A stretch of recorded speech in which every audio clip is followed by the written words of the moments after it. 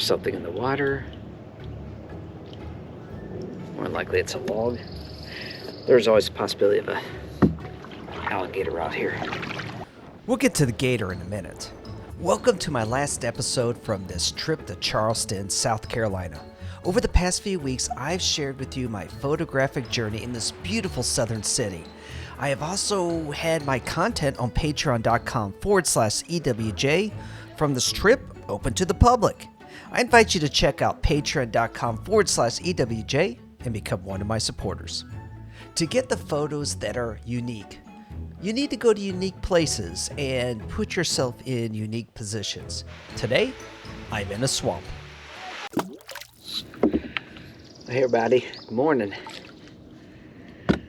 So as you can see, I'm taking a little bit more of a lazier day today compared to what I had yesterday in Charleston.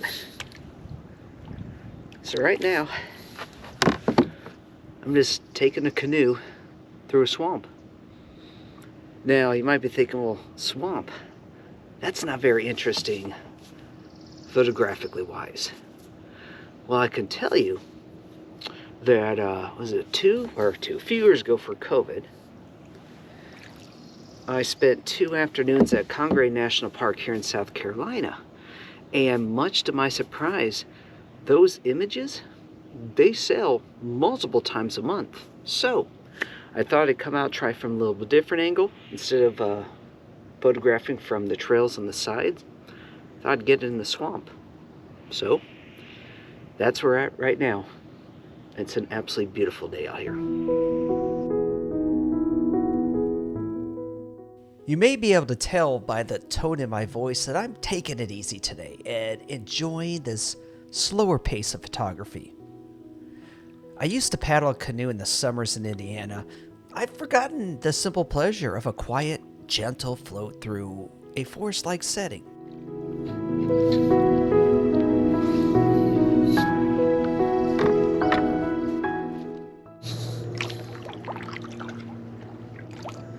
Now, really where I'm at right now is I'm in Cypress Gardens. This is a pretty well manicured area.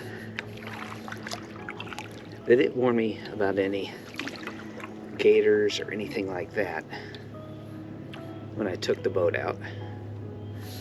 Of course, having a Navy shirt on, they didn't exactly feel they needed to give me any instructions either, except they got some markers on the trees to kind of help guide you through here. This is just such a nice, relaxing way to spend my Sunday after the over 15 miles I hiked yesterday. So one of the things I'm looking out here is, well, first of all, I mean, the place didn't open to 9. It's probably about 9:30 right now. And when the sunlight hits a low angle, it gives more of a reflection off of the water. So that's one of the things I'm looking to take advantage of, giving the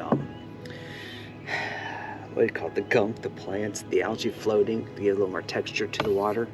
And of course with the long shadows from these cypress trees that are just covered in moss. And keep an eye out for any little micro landscapes to zoom in on while I'm paddling through here. For the most part, not really paddling, it's just kind of a slow coast. At this low angle to the water, you can pick out some unique features like these cypress knees protruding from the water. Tell you what, this is the relaxation I really needed. So I've actually kind of been paddling around this, I don't know if it's a stork or crane or whatever this big white bird is. I think I might have got a picture of it when it had a fish in its mouth. Not certain yet, we'll see.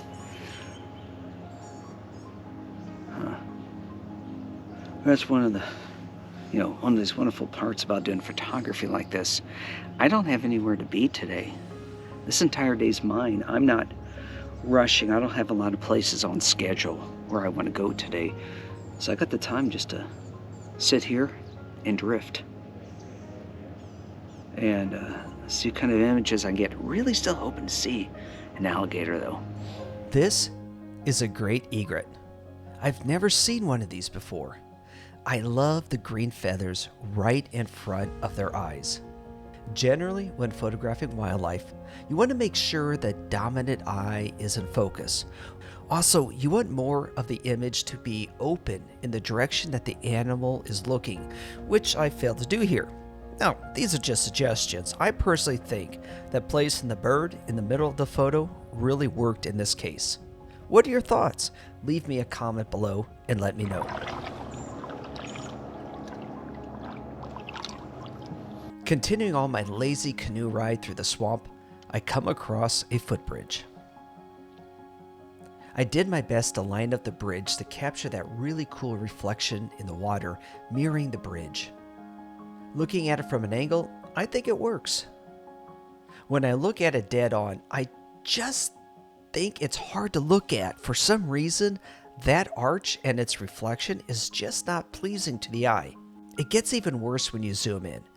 It almost hurts my eyes to look at the reflection. This goes to show you that not every scene that looks good to you in person will translate through your lens to an excellent photo. Let me know in the comments what your thoughts are on these photos of the bridge. So over here, there's a little sign in the water saying it's Gator country and telling us to go that way. So I'm just gonna drift real slowly here. Wind's kind of pushed me towards that Gator country. Don't see anything here though. Kind of cool though.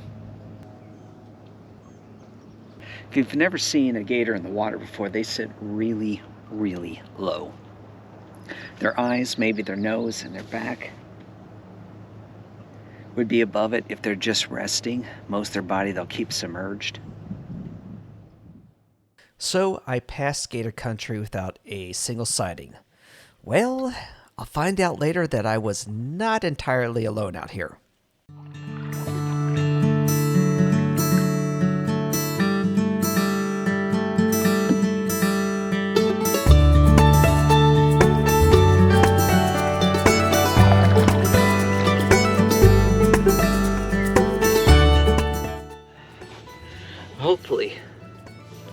Hopefully some of the pictures I've taken on this loop will boost the income just a little bit.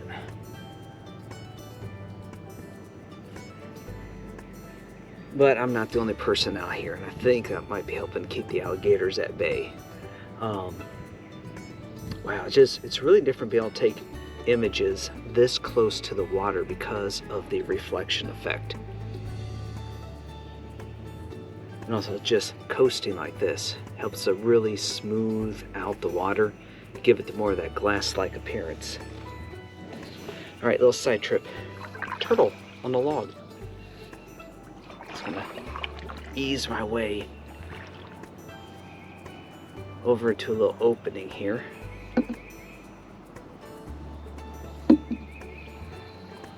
Don't want to scare them. My best guess is that this little guy is a yellow belly slider. And nearby, this little green Carolina Anole lizard was climbing a tree. Now, about not seeing those alligators, apparently I was not alone out there. One of the tour guides that passed me while I was out there said he saw 4 or 5 alligators out there.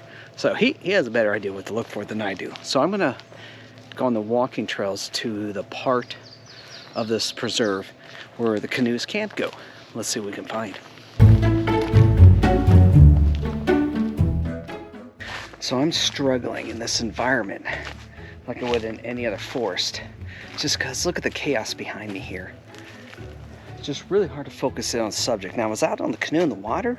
That helped to create a little separation and allowed me to have subjects. But out here, nothing. So one of my favorite photographers I follow, Thomas Heaton, he's great inside of a forest, but he also gets to work with snow and fog and rain, and that's something I don't get to work with. Because when you have those elements inside of a forest, it's easier to create minimalistic images. So I turned to the water. I'm looking at what to me is unusual, like these cypress knees. Zooming in allows me to get rid of much of the noise and distractions of the forest, and instead I have an actual subject in my photo. True, I did get some random general shots of the swamp, but The high degree of reflection coming off the water from the low-angle morning light helped to give some interest to this photo.